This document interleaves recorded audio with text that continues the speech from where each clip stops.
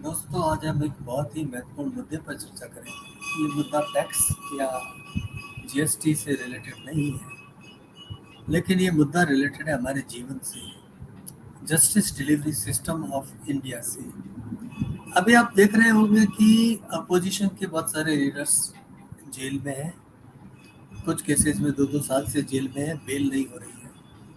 और वो लोग ये इल्ज़ाम लगा रहे हैं कि उन्हें झूठा फंसाया जा रहा है, फ्रेम किया जा रहा है, उनके खिलाफ कोई सबूत नहीं है और उनको जो है जेल में रख करके उनके साथ अन्याय हो रहा है। इन सभी नेताओं ने कभी ना कभी इस देश में किसी न किसी प्रदेश में या सेंटर में अपनी सरकार चलाई है। क्या कभी इस देश में देश के नेताओं ने बैठकर के क्रिमिनल जस्टिस डिलीवरी सिस्टम पर चर्चा करी है? क्या कभी किसी नेता ने इस पर देखा कि इतने करोड़ केसेस पेंडिंग पड़े हुए हैं, इनका निस्तारण जल्दी होना चाहिए, इसके लिए अदालतों की संख्या अगर बढ़ाने की ज़रूरत है तो बढ़ाई जानी चाहिए, इन्वेस्टिगेशन के प्रोसेस डिफाइंड होने चाहिए?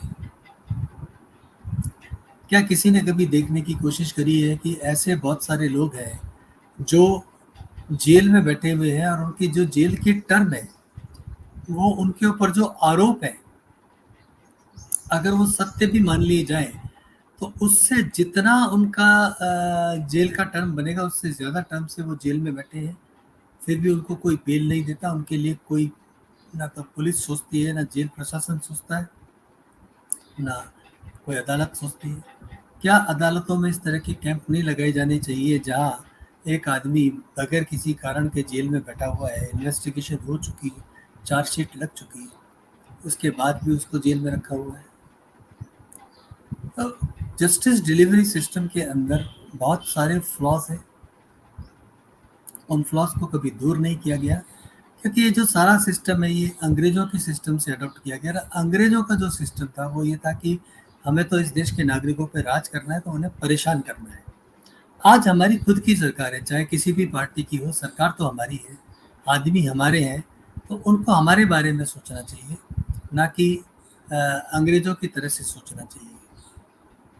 इसके लिए ज़रूरी है कि जस्टिस डिलीवरी सिस्टम का रिव्यू हो, कॉम्प्रिहेंसिव रिव्यू हो, और कानूनों का भी रिव्यू हो, जहाँ बेमतलब को जेल में डाल दिया जाता है। अब मैं जैसे जनरल लॉ की प्रैक्टिस में तो नहीं हूँ, लेकिन कई बार ऐसा सुनने में आता है कि इन धाराओं में ज़मानत नहीं हो सकती है। ज़मानत धारा देख करके दी जाएगी या एविडेंस देख करके दी जाएगी?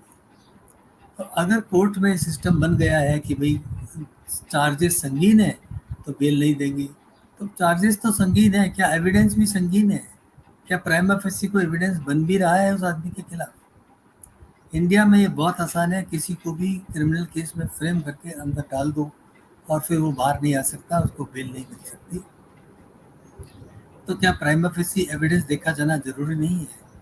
क्या फर्स्ट हियरिंग के समय ये नहीं देखा जाना चाहिए कि भाई कुछ केस बन भी रहा है, पुलिस के पास कुछ मसाला भी है, या वो सीधा आकर के बस के हमें रिमांड दे दो, हमें इसकी पूछताछ करनी है? तो कोई तो उनके पास सिस्टम होगा ना, जिससे ये पता चलेगा कि भाई इनके पास ये पेपर से ये प्रूफ है, जिससे समझ में आ रहा है कि कुछ केस बन रहा है। तो इस तरह की अब ज़रूरत आ गई सोच बदलने की, अंग्रेज़ों के जस्टिस डिलीवरी सिस्टम से निकलकर हमारे अपने डिलीवरी सिस्टम पर आने की, जिसमें कोई आपको झूठा फ्रेम ना कर सके, और फ्रेम कर भी दे तो आपके ऊपर जो है केस भले ही चल जाए, लेकिन आपको बेमतलब का बेल जेल का जो है वो परेशानी ना उठानी पड़े। ऐसे कई केसेस हैं जहाँ फर्जी चार्जेस में लोगों को बुक कर लिया जाता है और बाद में उन पे चार्जेस प्रूव नहीं होते हैं, लेकिन तब तक उनकी ज़िंदगी बर्बाद हो चुकी होती है। गुजरात की एक क्राइम रिपोर्टर को मकोका में बुक कर लिया गया। कोर्ट में पुलिस कोई सबूत नहीं पेश कर पाई, लेकिन उनके जीवन के 3 साल 2 साल जेल में बर्बाद हो गए। उसके बाद उन्होंने पत्रकारिता छोड़ दी। इस तरह से बहुत लोगों के साथ होता है। ये सारी चीज़ें अब बंद करने का समय आ गया है और सारे सिस्टम को ओवरऑल सही करने का समय आ गया है। कुछ चीज़ें हमारे दिमाग में बैठा दी गई हैं, जैसे इनकम टैक्स की बात करें या जीएसटी की बात करें। इनकम टैक्स में अपील का टाइम है, सीएटी अपील के पास 30 दिन, ट्रिब्यूनल के पास 60 दिन, और जीएसटी में सीआईटी अपील के पास टाइम है 90 दिन और 30 दिन का कंडोनेशन ऑफ डिले। तो अगर आपने 30 दिन में अपील फाइल नहीं करी तो फिर आपको कंडोनेशन ऑफ डिले की एप्लीकेशन लगानी पड़ती है। डिले अगर सीआईटी अपील साहब देंगे तो दे देंगे, नहीं देंगे तो नहीं देंगे, कंडोनेशन कर देंगे तो कर देंगे, नहीं करेंगे तो आपकी अपील गई। इस सिस्टम को बदलने की जरूरत है। आर्टिकल 265 कहता है कि किसी भी आदमी से वही टैक्स लिया जा सकता है जो अथॉरिटी ऑफ लॉ के अकॉर्डिंग है। असेसिंग ऑफिसर ने अपने हिसाब से एक ऑर्डर बना दिया और पास कर दिया, डिमांड निकाल दी। अब एसएससी के पास अपील का ऑप्शन है। अपील का ऑप्शन ओपन होना चाहिए। 30 दिन 60 दिन की इंडिकेटिव टाइम लिमिट होनी चाहिए कि भाई इस टाइम लिमिट के बाद अगर आपने अपील नहीं लगाई तो हम रिकवरी का प्रोसेस शुरू कर देंगे। बाकी अपील वो कभी भी लगाए, उससे आपको क्या दिक्कत है। इसके बारे में हमारे प्रोफेशनल ब्रदर्स भी कई बार कहते हैं, तर्क देते हैं कि फिर तो कभी फाइनलिटी नहीं आएगी। फाइनलिटी तो आ चुकी, असेसिंग ऑफिसर के ऑर्डर ने फाइनल कर दिया, उसने तो डिमांड क्रिएट कर दी। और आज की डेट में आप देख रहे हैं कि पोर्टल पर जो है जैसे ही आपका रिफंड ड्यू होता है उसमें से डिमांड एडजस्ट हो जाती है। तो फाइनलिटी तो रेवेन्यू की तरफ से तो आ चुकी, एसएससी की तरफ से अब आनी है। तो वो फाइनलिटी एसएससी के पास ऑप्शन है, वो चाहे जब अपील लगाए, उसको उस पीरियड का अगर कोई रिफंड बनता है तो उसमें ब्याज नहीं दिया जाए, और लेकिन उसकी अपील तो सुनी जाए। इसी तरह से अपीलों के अंदर परेशानी पैदा कर रखी है साहब। कोई भी नया पेपर लाएंगे तो एडिशनल एविडेंस की एप्लीकेशन लगाओ, फिर वो एडमिट करेंगे, करेंगे तो करेंगे, नहीं करेंगे तो नहीं करेंगे। अरे भाई, किसी का केस डिसाइड होना है तो उसके पास जो पेपर है रिलीवेंट वो लेके आए, और उसको एडमिट करने से पहले रेवेन्यू को भी हियरिंग का मौका दिया जाए, रेवेन्यू अपनी बात कह दे। उसका पावर में क्यों डाल रखा है कि वो डिस्क्रेशनरी है कि वो चाहे तो एडमिट करें, नहीं तो ना एडमिट करें। एडमिट तो करना ही है, रेवेन्यू अपना ऑब्जेक्शन दे सकता है, दोनों पक्ष है, रेवेन्यू भी एक अपील में पार्ट है और एसएससी भी। रेवेन्यू अपना पक्ष दे कि नहीं साहब नहीं होना चाहिए, और वो एसएससी अपना पक्ष दे कि होना चाहिए। कमिश्नर अपील के विजडम पे छोड़ना चाहिए, उनको लगता है कि नहीं ये ठीक है एडमिसिबल एविडेंस है तो वो करें, नहीं लगता है तो रीजन दे कि भाई मैंने इसलिए नहीं किया। मतलब डिस्क्रिशनरी क्यों है कि वो चाहे तो एडमिट करेंगे चाहे तो नहीं करेंगे। तो ये टाइम लिमिट्स, ये एडिशनल एविडेंस, ये सारे फॉर्मूले लगाए गए थे अंग्रेजों के द्वारा, क्योंकि उनको आपके ऊपर राज करना था तो टैक्स कलेक्ट करना था। असेसिंग ऑफिसर ने ऑर्डर पास कर दिया, टेक्निकल ग्राउंड्स पर अपीलें रिजेक्ट हो जाएंगी और एसएससी टैक्स भरता फिरेगा। अब हमारी अपनी सरकार है, चाहे किसी पार्टी की हो, है तो हमारी अपनी, तो उनको इस तरह से सोचना चाहिए और इन सारी चीज़ों को समाप्त करना चाहिए। इसी तरह से जीएसटी में तो 90 दिन की टाइम लिमिट है, 30 दिन का कंडोनेशन है, और 120 दिन निकल गए तो उसके बाद तो ऐसे कमिश्नर अपील साहब भी कंडोन भी नहीं कर सकते डिले को, तो क्या फ़ायदा।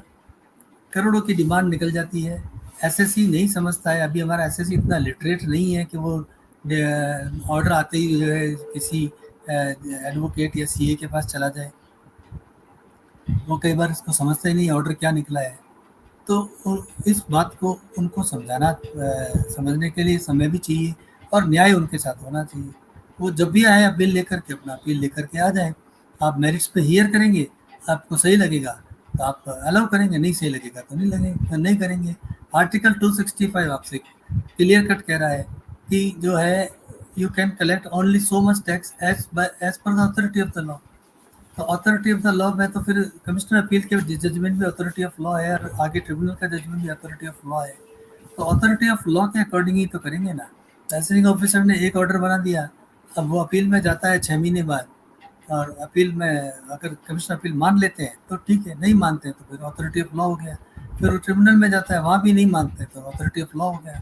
फिर आप टैक्स कलेक्ट कर सकते हैं, पहले भी आप कर चुके हैं क्योंकि उसने अपील नहीं लगाई।